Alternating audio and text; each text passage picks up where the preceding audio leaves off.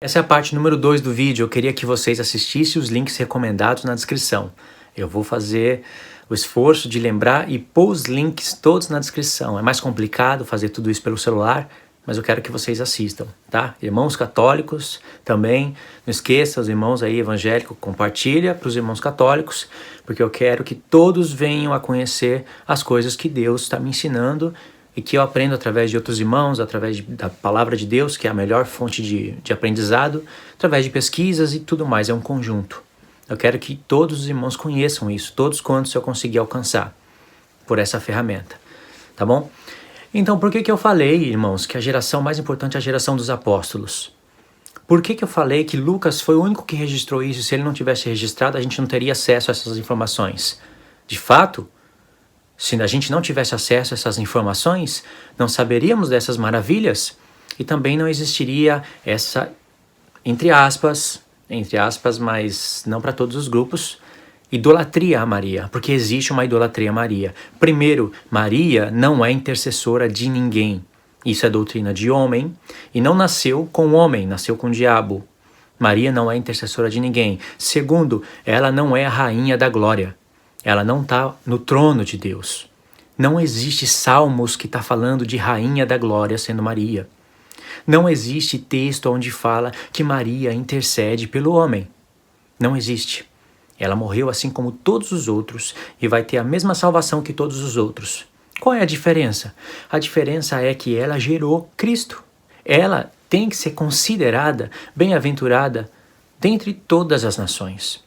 Não existe texto na palavra onde os irmãos se congregam para pegar um terço e ficar ali com as bolinhas rezando o terço, repetindo o Pai Nosso sem entendimento nenhum daquela oração maravilhosa e profética, reveladora, revelando coisas que aconteceram antes da fundação do mundo e coisas que acontecem aqui e coisas que acontecerão depois.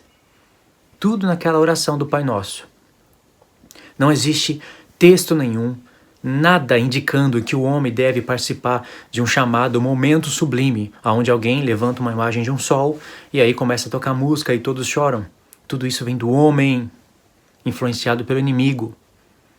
Se você é católico, eu não posso deixar de falar isso, por mais que eu queira que as pessoas assistam os meus estudos, os vídeos da palavra. Isso não vem do homem. Você pode folhear, rodear a Bíblia que não tem. Como eu tenho família católica, entre eles sempre conversam falando os nomes de alguns santos, complementando com os nomes de alguns santos e sempre falando de Maria. Falou de Jesus, fala de Maria. Não tem como, eles não separam uma coisa da outra. Vocês podem perceber, irmãos, que a cada carta que o apóstolo Paulo escreve, e ele não escreveu todas em seguidas, tem cartas que ele escreveu quando estava preso, tem cartas que ele escreveu quando ele estava solto. Cada carta que ele escreve é uma prova de que a Igreja Católica está errada, muito errada. E muitos estão presos até na idolatria. Depois vem o Apocalipse e confirma isso. Porque olha a saudação do apóstolo Paulo, homem cheio do Espírito Santo, que escreveu mais ou menos 70% do Novo Testamento, que ensinou quase tudo para a igreja por intermédio de Cristo. Olha a saudação dele para a igreja. Paulo, servo de Jesus Cristo, chamado para ser apóstolo, separado para o Evangelho de Deus, o qual foi por Deus, outrora prometido por intermédio dos seus profetas nas Sagradas Escrituras, com respeito a seu filho, o qual, segundo a carne, veio da descendência de Davi e foi designado Filho de Deus com poder segundo o Espírito de Santidade pela ressurreição dos mortos, a saber, Jesus Cristo, nosso Senhor, por intermédio de quem viemos a receber graça e apostolado por amor do seu nome, para a obediência por fé entre todos os gentios, cujo número sois vós, chamados para seres Jesus Cristo. Verso 7. A todos os amados de Deus que estáis em Roma, chamados para seres santos, graças a vós outros e paz da parte de Deus, nosso Pai, e do Senhor Jesus Cristo. Ponto. Não tem aqui da parte de Maria. Não tem aqui nada falando de Maria. Quando ele vai se despedir, a mesma coisa. E você pode ver isso carta após carta. Eu não vou ler tudo, mas é tudo parecido. Carta após carta. Ele não menciona nenhuma vez o nome de Maria. Lucas, que escreveu o Evangelho de Lucas, futuramente escreve Atos dos Apóstolos. E quantas vezes ele fala de Maria? 0. Ou seja, tem algo errado. Ou os apóstolos não consideravam Maria bem-aventurada, é a geração mais importante, ou essa bem-aventurança de hoje é idolatria.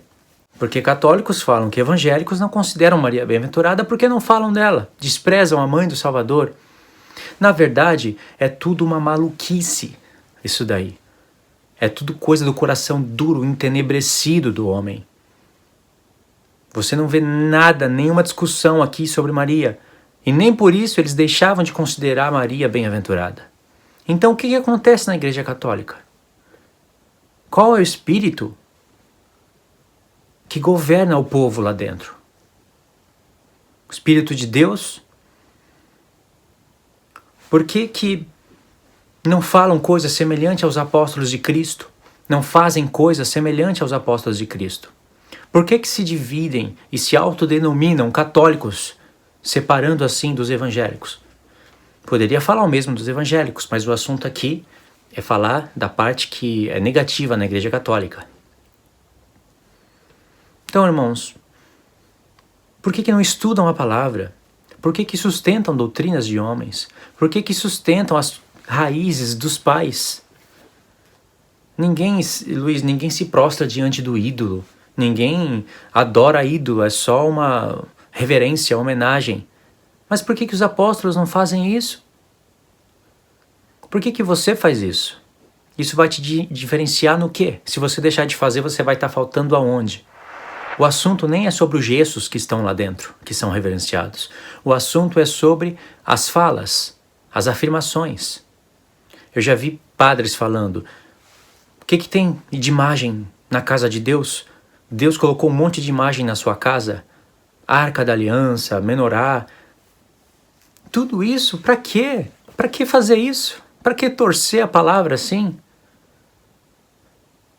Como se Deus estivesse fazendo isso para dar autoridade para todo mundo, colocar o gesso e a estátua e a imagem do que quiser dentro de um templo e ainda chamar de casa de Deus. Deus não habita nessas casas feitas por mãos de homem. A igreja são os homens. Se toda a igreja se reunir numa casa, ali é a igreja de Deus. Não tem nada consagrado, não tem parede, não tem nada. Isso é Antigo Testamento. Quer dizer, isso é Antigo Testamento, deixa eu explicar melhor. O que Deus fez no Antigo Testamento é tudo projeções de coisas reveladoras para o futuro. Cada parte do tabernáculo, cada madeira revestida do ouro, tudo isso fala da ligação do corpo de Cristo. Elas tinham que ser emendadas umas na outra. Todo o revestimento da casa fixa em Jerusalém, pedra, Pedro fala que nós somos pedras vivas. Tudo isso, cada parte, cada coisa, cada função, tudo isso profetizava coisas a nosso respeito. A Arca da Aliança é o trono de Deus. O propiciatório que está em cima da Arca da Aliança, ali é Cristo. Tanto é que os apóstolos chamam ele de nossa propiciação, fazendo uma referência ao propiciatório. Sangue de animal era aspergido ali, era lei. As tábuas de pedra que ficavam dentro da Arca da Aliança, elas testemunhavam o pecado do povo e por isso tinha que ter propiciação, expiação dos pecados. Ou seja, a transgressão do pecado do homem, cujo coração é duro como uma pedra, cuja lei de Deus não estava ainda nos corações, e sim em pedra, estava debaixo de propiciação. Coisas que falariam ou seja, é uma lei, são leis que serviriam de aio para nos conduzir a Cristo e para revelar coisas proféticas. Não tem nada a ver usar essas coisas do livro da lei santas. Sim, ouro para Deus é corruptível, madeira vem de uma árvore que vem da terra. Isso fala, Deus usou essas peças para representar coisas celestiais. Não tem nada a ver usar essas coisas para falar que se era assim no Antigo Testamento, o homem pode ter imagens dentro de um templo e chamar de casa de Deus, e eles não estão adorando a imagem. Não tem nada a ver uma coisa com a outra. São homens desviados da verdade. Homens que não têm a verdade de Cristo dentro de si que falam isso. E por que esses homens não estão estudando o Apocalipse? Você viu o que diz no primeiro verso de Apocalipse? Você viu o que está escrito no final de Apocalipse? O Apocalipse é um presente de Deus para a igreja, para todos. Uns vão ensinar mais, outros vão ensinar menos. Uns vão ser mestres, outros menos. Outros não vão ser mestres, vão aprender. Mas a bem-aventurança é para todos. Por que o homem está preocupado em liturgia de culto? Em orações, em falar em línguas, em se reunir ali naquele lugar, fazendo um monte de coisa que não provém de Deus e não estão estudando o Apocalipse? Por que não se reúnem para estudar o livro santo? Essas perguntas vêm da parte de Deus. Então, irmãos, essa é uma reflexão para todos, não só para a Igreja Católica, mas para muitos da Igreja Evangélica também.